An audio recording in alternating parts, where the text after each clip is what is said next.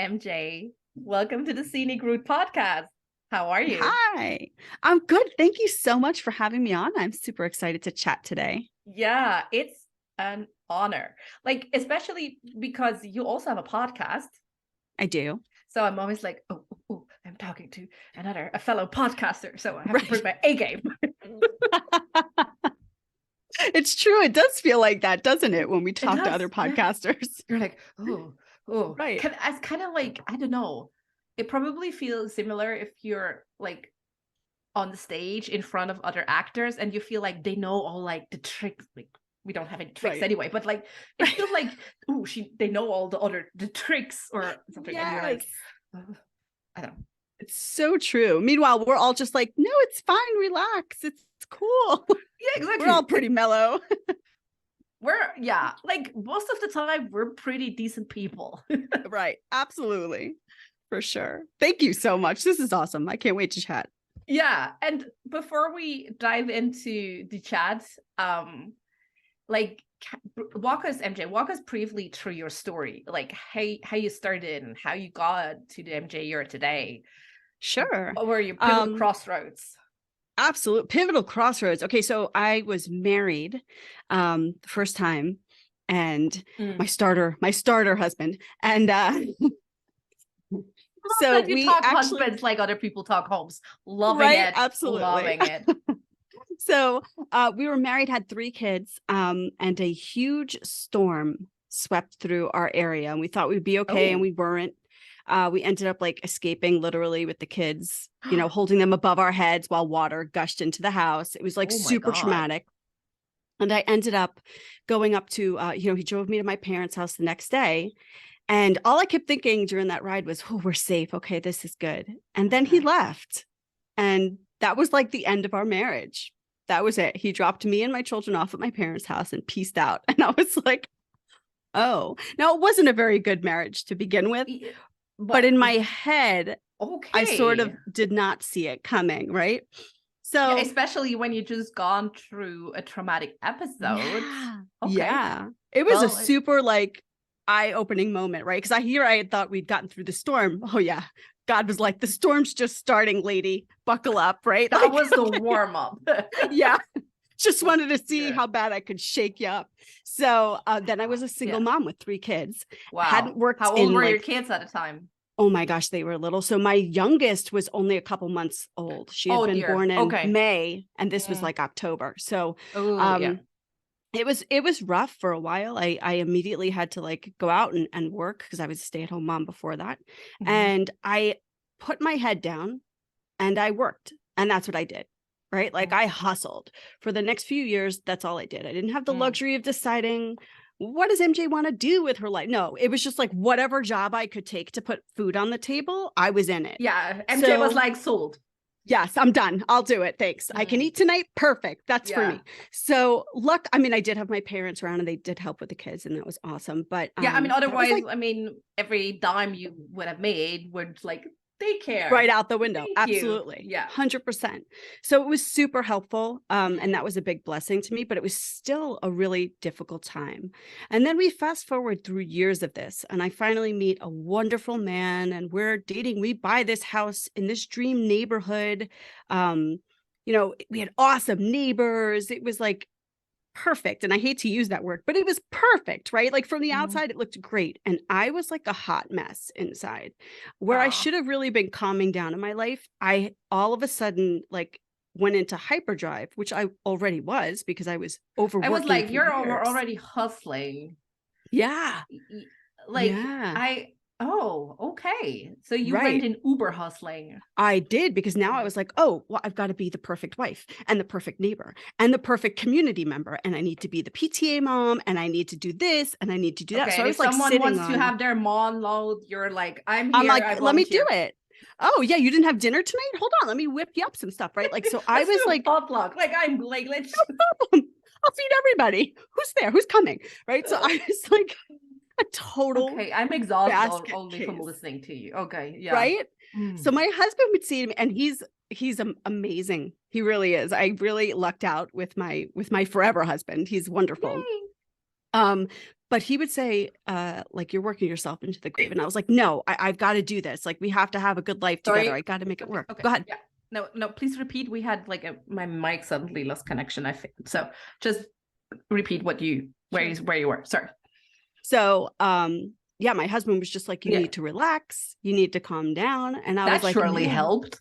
No, I got to be better. I got to do more. I got to take on more things, right? Like everybody's watching. They're all watching to see if the woman that had 3 kids, that was the single mom, is going to, fail or fall right now. Like, what's happening? I was like, I got to make everything perfect from the outside. And he was like, you are keeping up a pace that is just unrealistic in life. And I was like, I got this. It's totally fine. Yeah, I didn't have it though. I really didn't. Yeah, I'm like, so yeah, that sounds familiar. Yeah. That sounds familiar. I'm like, oh, I know how I reacted to when my partner told me that whatever pace this is, it's not sustainable. I was like, and like the worst part is like he was obviously, of course, right. And I know it now. But then I also knew it. On some level, I always knew. But right. I don't know. My rebel brain kicked in, and I'm like, you can't tell me. Is this a challenge? Challenge accepted. And like yes. Gonna race yourself to like a hospital bed, but right to death, right? Good luck. Like it's so true. And that's literally how I ended up like sitting at my doctor's office with her, like, you're gonna have a heart attack. And I laughed at her. I was like, come on. And she was like, no, literally, look at your blood pressure. And I was like, oh. All right, maybe I should slow down a little bit, right? So this went on for months because I still went home and thought, well, by slow down, you mean like get up in the morning, I'll do some yoga, right? That's supposed to calm you down. I meditate. I meditated. Yeah, I did that. And I eat like one veggie more. Right. And then like 6 months later, she was still like, so are you trying to help yourself into the grave, or like what is happening? Whatever you think you're doing, it's not enough. Yeah. Right. And so I got to the point where COVID was about to hit. My husband was going away for 45-day detail for work. I was alone with the kids. And I had like one of those come to Jesus moments where I was like, what am I doing with my life? Like all this stuff is happening. All this stuff has happened with the kids that I'm not present for. Like I'm here, I'm in the room, but I wasn't plugging into any moments at all. And that kind of led me to switch gears. Like, and of course, my first thought in switching gears was, well, if I change my job, it will fix everything. That's really not true, right? Because I wasn't burned out just with work. I was kind of like life burnout. And there's a big difference. It can help. Yes. If the job is one of the big stressors. But what often happens, and that's also true when you switch from corporate to entrepreneurship, you just bring in all your patterns and you just be like the same you were in just a different environment. It's like, yeah. That's it. And that's the problem, right? So like I just I left that corporate and I went to entrepreneurship as a ghostwriter. And what did I do? I just kept right on running along. But now I was running my own business and I had the stress of figuring out what that meant and how to do it. Yeah. And so I just kept running in burnout for a little bit until I finally started to switch gears in my life. And I had to change everything around. What brought you to switch gears though? I think, I think I had a moment where it was like Christmas time. I was just I hadn't even taken on my first ghostwriter client yet. I was just doing the back building of the business, right? I took some time off of my W-2 job. I quit that and I took some transition time. And it was during that transition time that the kids were saying how one of their favorite moments from the previous Christmas was when we had our neighbors over and we were all sitting around and we're singing Christmas carols. And they were like, but you know what sucked? And I was like, what? And they were like, you weren't present. And I was like, what? And they were like, well, you were there, you were in the room, but you wouldn't sit down and relax and be in the moment. And I was like, oh, okay. That was a big moment for me. Ooh, and I was like, stinger. Yeah. Yeah. And then I kind of went to bed that night thinking, what what am I really teaching the kids? Like this whole time Yeah. I thought I was teaching them hard work ethic and, you know, you just do what you got to do and you handle all your responsibilities. But what I was really teaching them was how to overwork, how to put yourself last, Mm-hmm. how to not pay attention to your family. I mean, I was doing all the things from the outside, but on the Mm-hmm. inside, I wasn't. And the people closest to me, like my children, noticed that in a huge way. And so Yeah, even because though you my cannot keep husband it had been up telling me, 24/7, right? right, right, And especially absolutely. kids pick up on stuff like that Yes. anyway. Like mom, hello, mom, hello. Yeah. It's really eye-opening when your kids start to call you out, even respectfully, on your Yeah, flaws. when they call you out, or even earlier on when they do, I mean, they learn by watching what you do, right? So Yes. I mean, when they start doing something and you're like, what the heck is are you doing? Like, Right. oh, That's where you got it. Oh, that's oh, me. yeah, whoops. Yeah. Yeah. It's really eye-opening. So once I had that moment, I started to transition our whole life. I really Mm, did. Like I sat everybody down. I was like, what do we want the picture of our family home to look like? Like, what do we want it to feel like? And what steps do we all need to take to get us there? Because now I recognize the fact that my patterns, they had all had to either accommodate those patterns or adapt those patterns. And so mm, it had to be a shift that happened inside the entire household, as well mm. as in my own personal habits and behaviors outside of that. So Yeah. it was Yeah. something that took time. It did. It took But a I lot of feel time. like, but I mean, kudos, right? Like your approach is brilliant, right? Because you, whenever people do something like that, like switching gears, they often don't, or not fully or openly communicate the whole story, right? Like Mhm. they're not setting people down and be like, hey, listen, I am gonna go switch gears now. This will look XYZ. Right. This will look like I'm not gonna pick up your laundry anymore, or I don't know, whatever it is, right? I'm not gonna Right. clean out the dishwasher. I'm not gonna go walk the dog. I'm not whatever. This you will have to step up. Yeah. And the thing is, what happens is when we don't communicate that fully and openly, people, because you've always done it. I mean, of course, I would also expect you to do clean the dishes next time. Right. And when they don't do it, you kind of like silently resent them for not doing it. And Yes. it's kind of like I really wish this were from there. Like, so Yes. kudos for you for actually like sitting them down and being like, look, this is what's gonna happen. Thank you. I mean, I kind of recognized that if I didn't pull them in, it was going to feel like a battle because I knew I had to Yes. slow down, which Yes. meant that, you know, some of their stuff that we were running back and forth and do. And I was like, okay, guys, like we can't run like this. We need to decide what's important to our family and what isn't, and take some things off the table. And everybody has to give a little. Mm. And, you know, knowing that and presenting that to them and kind of saying, like, you want mommy more present. Well, then mommy can't run around to 300 things a day. Yeah, then Like, mommy cannot drive you to this and that club and the library and the swimming pool and right. the Right. I want you to have all those experiences, but I'm only one person. And and mm, this again, like my husband for his job was traveling a lot at this mm. time. So, you know, he was there on the weekends or he'd have like crazy flights and have crazy hours. Oh. So he was there, but he wasn't there. And there was times where we were going, you know, chunks of time without him. So I was like, Mm, guys, like I can't operate like this. And if you mm. want me plugged in better, then this is the accommodations we're all going to have to make. And so Yeah. they did. They stepped up really well. And it was funny because then as I started getting bigger in my ghostwriting business, I was working predominantly with female entrepreneurs Mhm.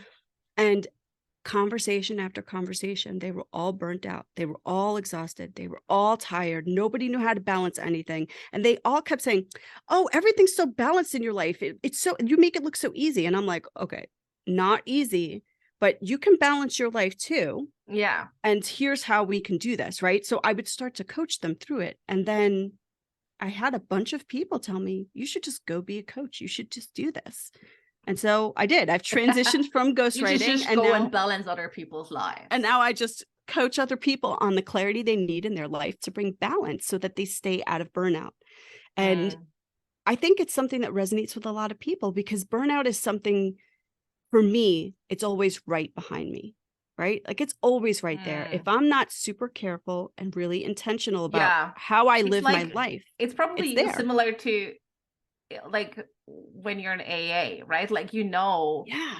you haven't really healed from it, you've recovered, but it's like, oh, it's a slippery slope, right? It's kind of like Yes. you got to be vigilant about it. It's Do. yeah, You it's do. lurking in the shadows. I Absolutely. for sure feel that too. Yeah. Absolutely. So yeah, that's what's kind of led me on this path and this plan. And that's how I end up coaching and my podcast, all that good stuff. I love it. And yeah, I don't know, especially I mean, COVID also surely didn't help with any of the No. burnout things. Like, No, people were not like at having to all. school their kids and figure stuff out and work from home when they weren't used to it. Like it was a lot of stress for people. And I feel Yeah. like even with this time, as we're, I don't want to say coming out of it, because some places are not moving as quickly out of it as others, but even post COVID, whatever that means, Right. Or it's like, still, are we still post-COVID? It doesn't feel I like don't that even here know. anyway. But Here it feels fine, but I live in South Georgia, so it didn't really shut down much down here either. yeah, But for some people, it really did, and they're still yeah. just like getting their bearings in life. But even so, I feel like life is different now, and so recovering from all of that and trying to move forward, it adds a layer of stress that maybe people didn't plan for or still haven't recovered from. So I'm curious. We haven't like. Have you burned out during this experience of trying to be like the Stepford neighbor, or like, or were you always kind of like close at the edge of burning out, or? When I when I first got married, now this is going back a couple of years ago. We've been married 4 years now. So when I first got married, I really was constantly like, I was okay, and burned out.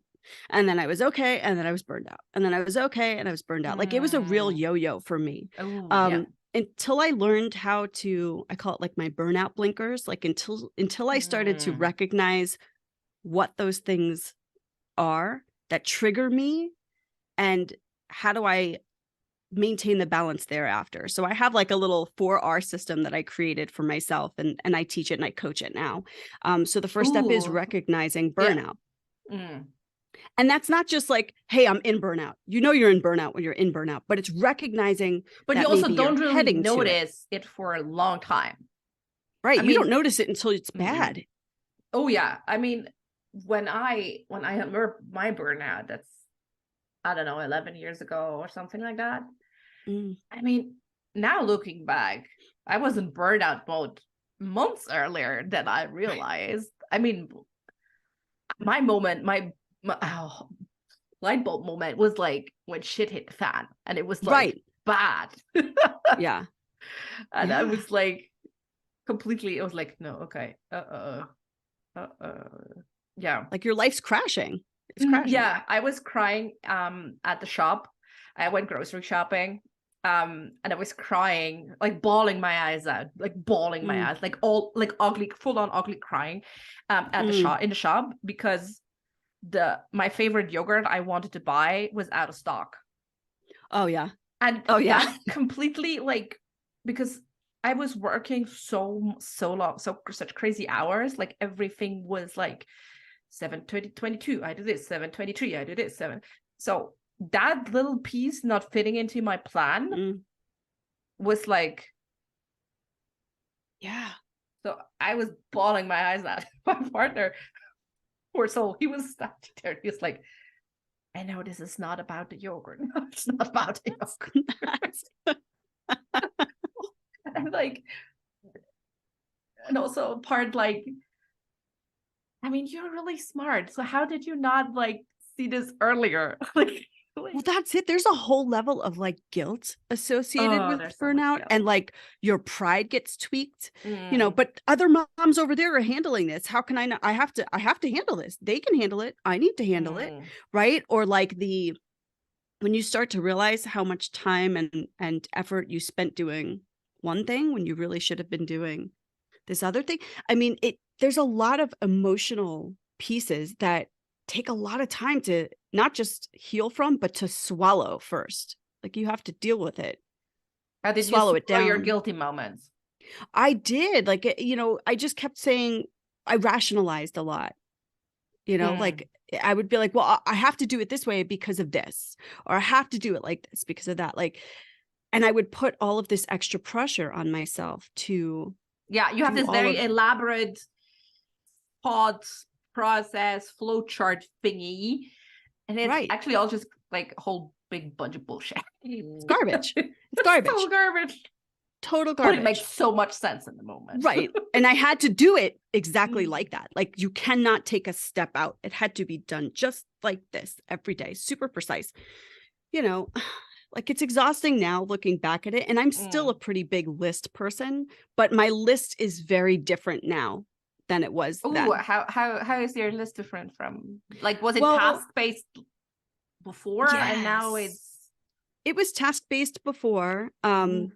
But it was also like you're saying, from like 7 to 7:05, I'm going to go to the bathroom. And then from 7:05 to 7:10, I'm going to drink my coffee. Like it was super uber organized. And, in my head, I thought, well, I can get all 100 things done today if I schedule every moment of the day. And so that's what I was doing. But most productivity coaches will tell you that's 100% wrong, because you can't be good at 100 things a day. You can only be good at maybe 3, maybe 5. So pick Mhm. those things and prioritize them and have those on your list. And that's Mhm. it. That's Mhm. it. And like learn how to create those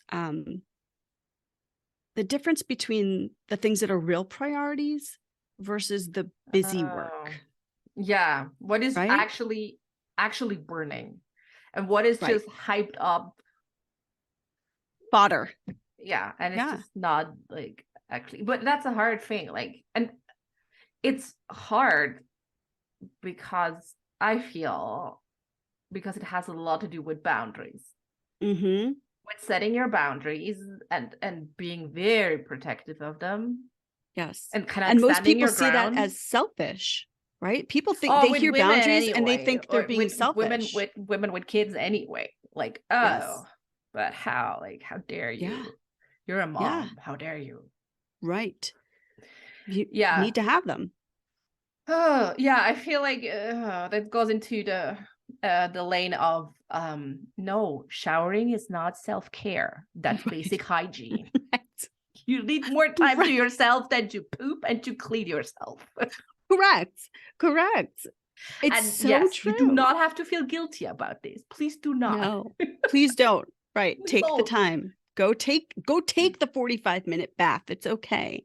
Like, But how did you heal how did you heal from that? From, let's call it the mom guilt because that's the buzzword anyway. But yeah. how do you heal from that? So I really had to come to terms with the fact that a lot of it was my own making.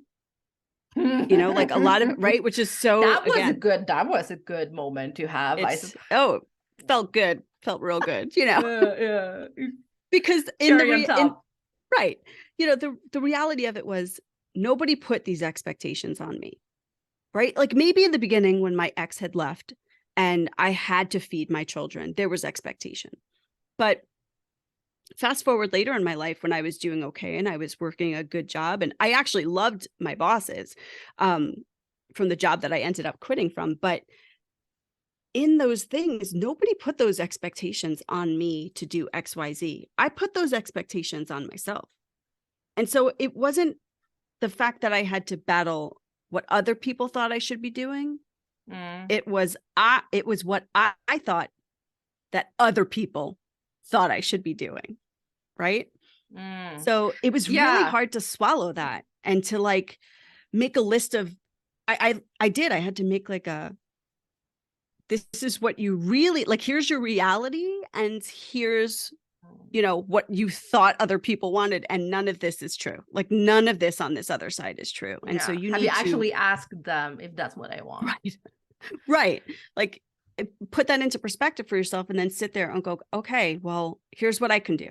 I can either sit here and lament over how many years I spent trying to achieve what I thought other people wanted as a perfect model, or I can put this in a bubble. I do this with my kids all the time. Like we put things in a bubble and we blow them away. I was like, you can put it in a bubble in front of you. Red balloon and I let it go. That's right. I'm letting it go because I can't move forward and heal from this if I keep looking at that guilt. I have to just say, okay, I'm feeling guilt. I acknowledge that I'm feeling guilt. I acknowledge that this is why I'm feeling guilt. Here's some of the things I can actually do about it. And here's a huge list of stuff I can't do anything about. And so I'm just going to let it go. And I think that was really, really hard.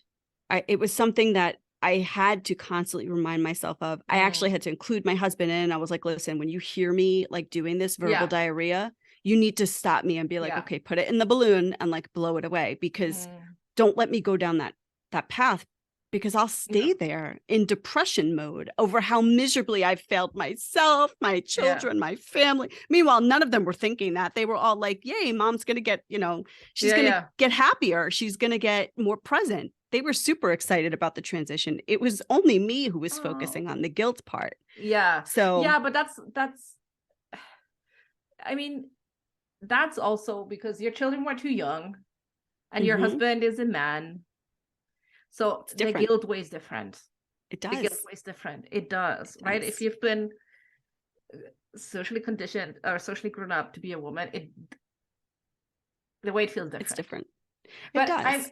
I would like, I think it's super important what you said, like that the hardest pill or one of the hardest pills to swallow was to acknowledge your own part in all of this, right? Like it's hard. Yeah. Like, I mean, I always believe we always have to take responsibility too for what we've did. I mean, I know I had to take responsibility for how I went into burnout, for not putting up boundaries, for letting those people walk all over me, and not just be there and be like, stick it up where the sun don't shine, right? And like, but at the same time, I think I kind of want to challenge it. It's not, it does feel like it's just us, right? Like that we reacted this way and stuff, but we only react this way because we've internalized patterns, unconscious patterns, conscious patterns from a very early stage, right? Like, yes, no one wanted to make you feel this way, or no one implied that you should drive all the kids to school, or should do whatever, have the perfect lawn, the perfect Christmas decorations. But at the same time, that's something in you that believed you have to do this, you have to be a certain way. That's conditionalized. That's 100%. Right? That's coming from somewhere. And usually because our shit like that builds up in your formative years, like 3, 4-ish to 7, 8-ish. Right. So a lot of the time it's like, thanks mom, thanks dad. Or like somehow modeling, as you've said, realizing, oh, I modeled something to my kids that I actually don't want.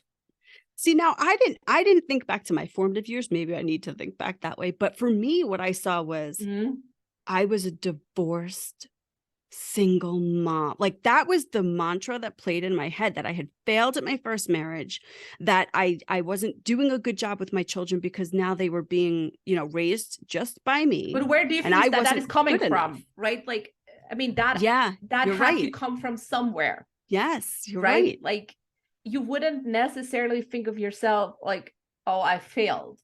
So something, let's call it society, media, whatever, right, put it in your head, over years and years and years, slowly and gradually, that divorcing, failing. Right. That failed. I don't know, not having good grades, failing. Not having lovely handmade Christmas decorations, failing. Not bringing homemade cookies to the school bazaar, failing. You're right. You're right. Absolutely. So that has to come from somewhere, and that's not intrinsically you. It's something that you picked up along the way, right? Either from unconsciously from your parents, from other guardians, from society, whatever media. You're seeing. Yeah. It's true. And I think you have to, it's kind of important to know that so that you can create the mindset shift that you need to not stay stuck in that wheel. Right? Because otherwise you're running in circles. That mantra is playing in your head and you're not getting out of it. You're just going to keep living in that. And always putting that pressure on yourself. A dime in a jukebox to have it replayed. Yes. It's important to, and while I don't love to stay in messy places, I think it's always important to review your messy places to see how you need to reframe that so that you move forward and you don't stay in the messy place. So I think, for my own personal burnout, that's super something, I have to be mindful of that all the time. I really do. It always has to play in my head that I don't have to be anybody else's idea of perfect, that I am, my kids love me just how I am. My husband loves me just how I am. I can show up messy, dirty, whatever. And they're all like, hey, mom, cool. Super happy as long as I'm present in the moment and not sitting here trying to do 45 other things. So. And also, like, looking back and not crapping on yourself for what you did then, just because you've grown through it, you're obviously wiser now. Sure. It doesn't give you permission to crap all over your past self for not knowing this. Not at all. And I feel this creeps in so often, right? That we're like, oh, but I don't know, especially that the guilt part again, right? Oh, I should have known not to do this. Oh, I should, like, oh, I'm a smart person. I should have known that this is like, or I'm, well, but whatever you hold dear about yourself. Yeah. You kind of use it against yourself. Yes. Which is amazing. It's not good. Yeah. It's true. And it's true. And that's part of why I like coaching in this facet, is because I want to show people it's okay to be vulnerable. It's okay to come from a place. It's okay not to beat yourself up from that place. It's okay to grow from that place. It's okay. Like, it's all okay. Nobody's perfect. We're all always evolving. And if I had known now what I knew back then, well, I would have missed X amount of years of my life. And there were some good things that happened during that part. There were some bad things, but there were some good things that happened. So I would never want to fast forward that or unlive those moments, because they all brought me here to, helping other people, helping other moms, helping other entrepreneurs who are feeling burned out and need to get over that hump. So, but I feel that's only a statement you can make if you're truly at comfort and at peace with where you are at now. It's true. Right? Because so many people, or at least so many clients who come to me and they're like, oh, by now I should have this, that. Yes, I know that. And I mean, I get it, right? Like, I mean, I used to, my birthdays used to be I should have markers. Right. Oh, I don't know, 32 now. By now I should have. Right. So a huge failure because I don't have the checklist out. I'm not there yet. Oh crap, I'm failing. Right. So we have to kind of like have all that, I don't know, gooey goodness when we look back. We have to be at peace with where we're at. Yeah. And it's true. That's hard. It is. Like, how to acknowledge, like, yes, everything is good. Or like, not good is a silly word, but like all is well. Like, how to balance that I have everything I need. I'm well. And yes, I still have goals. I still want to do things. I still want to achieve things. And it's still messy. I'm still, Ugh. It's, dealing with my mess. Like, that's part of balance. Yeah. And which then, like, how to get comfortable with the mess of now. Right. It's hard. I think it's hard, but I think we somehow, I guess because we live in this generation where things are easier, right, than they were in past generations. And we somehow think that if things aren't all easy all the time, that things are bad. Well, it's not necessarily bad. You're just in a mucky moment, because we go through, I don't know about you, but I know I've gone through seasons, chunks of time where life has felt really pretty good. And then I've gone through chunks of times where I felt like I was clawing my way out from a bottomless pit that I was never going to see the top of. And I think that that's a natural part of life and a natural progression of life. But too many people spend too long trying to hide that. And so the unrealistic expectation for society is that if everything doesn't feel good all the time, you're doing something wrong. But that's not the reality. The reality is most people that you look at on your street are dealing with some form of messy, a big messy. It could be somebody who's, fighting cancer, battling for their life. Everyone has their baggage. Everyone right. has their it could be thing to carry. That's, absolutely. Yeah. So there's always those moments in life, big or small. But I think we've conditioned ourselves to kind of live in the happy. And so when things go wrong or they aren't as happy, we like berate ourselves about that. And I think that that's a misconception because we steward ourselves into misery by overthinking it. Right. Like, it's so true. Things are not always good. And things can look like they're good for people. And you don't know what they're fighting or you don't know what they just recovered from. So, but I mean, but there's beauty in vulnerability. The other way is also true, right? Like, you can look at something and be like, fuck, shit, this would totally crush me. And the person that's actually happening to is fine. Like, fine. Yeah, of course it's shitty, but it's okay, right? I'm gonna do it. It's fine, right? Like, it works both ways, right? It's 100%. What you can change about is how you approach it. Lost your audio. I don't know. There you are. Cable. Can you hear me now? Yep. Okay. Something is off. Can you hear me now? Yes. Okay, good. I don't know what's going on, but luckily my podcast editor, Lily will cut this out. Thank you. Welcome. Thanks, Lily. Yeah, thanks, Lily. Now I lost my plot where I was. So we were talking about how it works in reverse. Yeah. The good and the bad and the people that get through it. Yeah. Okay, with like a good attitude. Smart words. Oh yeah, exactly. But that with good attitude, and we take this right off the bat. Like, we're not talking about like toxic positivity or whatever that means. Like, this is not sustainable. This is not working. Like, no.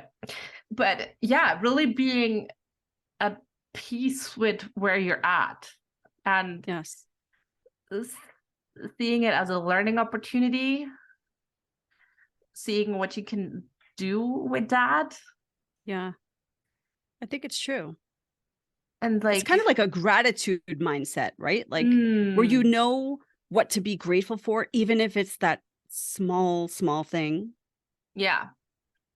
I think that's it's like part of that piece. Like shifts, right? Like,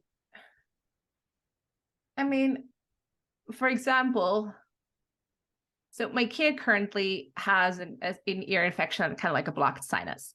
So he snores. We have a family bed situation, so he snores. Obviously, it's not like loud guy snoring, but I mean, it's kind of cute snoring, but still sometimes it can like piss me off. But like, and then I can either lay in bed and be like so annoyed because he's snoring. I can't sleep. I mean, I can't kick him out. I could kick my partner out when he's snoring, but with the kid, I don't know. I feel that's not appropriate. So I kind of like, okay, how can I spin this so I'm not getting mad at myself, like mad at myself, resentful at my kid because I can't sleep. Yes, I mean, I walked out. I sleep on the guest bed if it's really bad, but I know he would just come crawling back in with me, so that's not the point. So I kind of like, okay, what if I spin this in a way where I say, hey, he's laying so close to me that I can hear him, and he seeking my comfort when he's ill is a fucking privilege. Absolutely. Because you're going to wake up and he's going to be 18 and he's not going to want mommy anymore. And you're going to cry like me, like I'm crying now. So I'm like, okay, that helped me to kind of like spin it. And not saying you should spin it to stay in toxic situations. No, get out. No. But yes. Sometimes when yes, I always have alternatives and I always can do something different. Sometimes it's just not what you actually want to do. So a little kind of like reframe can really help you to be like, I don't know. I fell asleep then. Like, I was like, oh, that's actually a really nice thought to fall asleep to. Yeah. Like he's so close. I can hear him. I can hear he's safe, like when they're very little and you hear no sound on the baby monitor. You're like, should I go in to check if he's still breathing? Yes. Oh, it's true. And you're totally right. Like, this is not, toxic positivity. We're not discussing situations that are really bad and you need to, for your safety or the safety of loved ones, or, you escape those. Absolutely. You do what you need to do. You get out of those situations. But we're talking about those crap moments in the middle of the day where you're sitting in traffic or you're stressed out or you need to be somewhere and your tire blew or whatever it is, where you kind of just say to yourself, okay, well, could have been worse, right? Like, I could have been in a car accident, like taking care of someone. Right. And you're like, I'm not going to take care of you today, grandma, suck it up. Right. Like, that's not going to happen. No. Right. But still, it can weigh on you. Or like taking care of your kids. Yeah. Yes, we love them. Yes, we love them. We want the best for them. Do we always love to take care of them? No. It gets tiring. No, I don't want to make you your 35th snack for the day. Like, no, I don't. I'll do it. I'll put a smile on and do it. But yeah, we all have those moments. And you're right. It's better to reframe it in our heads and say, well, pretty soon they won't be asking me for a snack. They'll be self-sufficient. They won't be here. That loud noise inside while they play, that's not going to be here in a couple of years. So it is helpful, I think, in finding peace in those moments to be able to reshape to like a gratitude phrase. Yeah, I love that. And that's also not like, and that's not just exclusive. Like, if you're not listening and you're like, I have no kids, so this is not relating to me. It does. It very well does. I mean, you can bring this gratitude mindset also into your business. Yes. Right? Like, I mean, I don't know. Have you ever showed gratitude when you launched something and no one bought it? Right. I don't know. Have you? Right. Like, it's such a weird concept, but like, what can I be grateful for? What can I like learn from this that I can be grateful for? Sure. That this was like a flop or something that was like nilch. Right. I always feel like if you look at stuff like that, I mean, we're all people who try something that fails, right? Whether you do it in business, you do it in a relationship, you do it as a friend, a daughter, a wife, mother, whatever. It doesn't matter. We've all tried something that has been like an utter flop, and crickets have met our ears, and we're all like waiting for a big clap and nobody's paying attention, right? We've all done it. And I think it's really important, number one, to know how to laugh at yourself, but number two, Jesus, yes. Right. And number two, to be able to look at that and be like, okay, well, I just learned a really awesome way not to do this again. I'm just going to try a different way. Right. It doesn't mean you should never launch something again. Doesn't mean don't ever get into a relationship. It doesn't, if I had that mindset, I would have never, my first husband, it was really a toxic, abusive marriage. Mm. If I had that mindset, I never would have found what I found, right? So even with bosses, I've had bosses that were awful. What if I said, oh, that's it, I'm never going to work for anybody else again? Well, no, I needed to work for other people because I needed to learn skills when I was younger, right? Mm. And so learning how to take that and be like, okay, well, I just learned another way that this doesn't work for me or my audience or my Yeah. room or whatever. I think always framing it in a, again, not a toxic positive way, but in a way that you see the lesson, even if the lesson's awful, right? Like sometimes the lessons we see are pretty bad. Well, sometimes. mostly like especially when we fail at something that is dear to us. Yeah. Like, I don't know. It's crushing. Ugh. Yeah, I don't know. It's crushing, and at the same time, you can't let it, like, you can feel sad about it, like you can grieve it, but at the same time, I feel it's always kind of like, what story are you telling yourself? Yes. When that happened, like, what are you telling yourself when the launch failed? What are you telling yourself when the business failed? You get divorced. What are you telling yourself if your kid has dirty clothes in school? Like, right. Whatever. Right? Whatever. What story is playing in your head? Yes. That's the. And what story do you want to play there? Do you want to be that person that you know, got knocked down the first time and just never got back up to try again? Like, is that the story you want to tell in 5 years? Or is the story you want to tell that you got knocked down, you figured out a bunch of ways not to do something, and then you finally found the one way to do it? Yeah, you did a couple of funny TikToks about it, and That's now right. You're good. That's right. It's a comical thing. You can write a little book about it one day, make everybody laugh. Yeah. It's fine. Yeah, like, I mean, how not to do shit. Like, I mean, that's always. It's true. It's always gold. It is. It's very true. People resonate with other people's mistakes, especially when you get to the place where you can tell it in humor and you can laugh at yourself, right? The whole room will laugh with you as long as you are able to laugh at yourself and see it, you know? So we all need a bit more humor. So true. It is very true. Yeah. Absolutely. I think it's important, you know, even like pulling in the burned out process when I had to go through it and I had to reshape some of the things in my life, like some of my bad habits, and you have to reshape those things. I remember looking at some of them being like, this is ridiculous. Why was I even doing this? Why? Who thought this was a good idea? Like, I don't know. Yeah. Yeah. You know, the cans in the closet do not all need to face the same direction. Okay. They just don't. They don't have to. Okay. They can, but they don't have to. Like, I don't need to be stressing out that the tomato soup is not all faced out correctly. Like, this is not a thing. So, right. I mean, it depends on who you're talking to. It does. And I'm uber organized like that. And my cans, I will be honest, they are, you know, organized, and they are rotated by date, and they have different shelves, and there's a whole system. But I like that. When my brother comes to visit, he destroys my whole system, like on purpose. He'll open the cabinets, he moves all my stuff around, I tweak out. Like, it's great. I mean, it's one but thing, that's a ridiculous thing. Yes, it makes no sense, but that's like, but at the same time, right? Like, it's okay if you have those little quirks, let's say, like, right? I mean, I don't know. I have that too. My thing is, I don't know.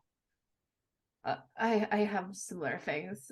I can't really think of one where my partner would be like, well, it's like this, and this. Right. He'll name them all off. Right? I'm like, thank you. But like, I don't know.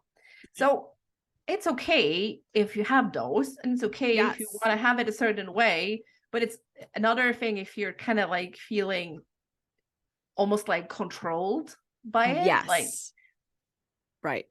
Correct. And it's okay to laugh at some of your like silly thing. Like, I know that's a silly thing in the grand scheme of life. Yeah. It's a silly thing, right? It really does not affect whether my kids eat or don't eat today, whether the cans are all faced out or not. As long as there's cans with food in it for them to eat, that's the important thing. But learning how to, like, for me, learning how to just relax about it and just be like, okay, Sometimes the cans are going to be done, or when I empower the kids to put the groceries away, sometimes the cans aren't. And instead of flipping out about it like I would in the past, like I would be like, oh my God, the shelves have to be redone. And then I would stay up for hours and redo shelves. This did not need to happen, right? So like I had to learn how to laugh at that quirk about myself and just be like, okay, sometimes it'll be good and sometimes it won't. And I'm just gonna find peace with it. I'm gonna move on in life. Sometimes everything, sometimes it just will be messy and we're gonna embrace the mess. It's true. That's it. We're gonna be done. Let it happen. No, I love it. So I feel like this is a good final word. Like we were like, we need more joy, we need more fun, we just need to embrace the mess. I'm all for embracing the mess. Like I like it. I love mess. Mess is awesome. Because then you also get the joy. Then you also enjoy having everything like neat and tidy again. Right. If everything is neat and tidy, it's kind of like, it's always neat and tidy. But if something is messy, you're like, oh, and now it's neat and tidy. Ooh, nice. That's nice. That's a good feeling. Yeah. So it's true. Like, it's a small win. You don't bereft yourself of that. So embrace the mess. True. Where are you embracing the mess online? Where can people find you, connect with you? Absolutely. They can find me at theburnedOutBusinessMom.com. Right over there. They can check me out. I have a podcast as well. It's called the Burned Out Business Moms Podcast. Yay. So, sounds good. Awesome. Before I let you go, I have always one last question because I always need new ideas. What book are you currently reading?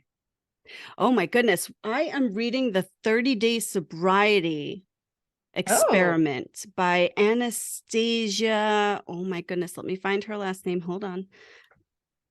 I can't. We'll also Google it later. Like we always link them in the show notes anyway. Anastasia Forrest. Oh, that is cool. She was actually from what I understand, she was pretty heavy into alcohol, so she's like turned her life around and kind of wrote this book to help. She's launching a sobriety coaching platform, which is pretty cool. So the book so far seems good. I really like it. Yay. Okay. I'm going to add that to my never-ending pile. Right. True. But of my own making, because I always ask people what book they're reading. But I think I love awesome. It is good. Hey, MJ, thank you so much for being on the Scenic Route podcast with me and talking with me about mess and burnout and everything in between. Thank you so much. Thank you so much for having me. I had a blast. I really appreciate it.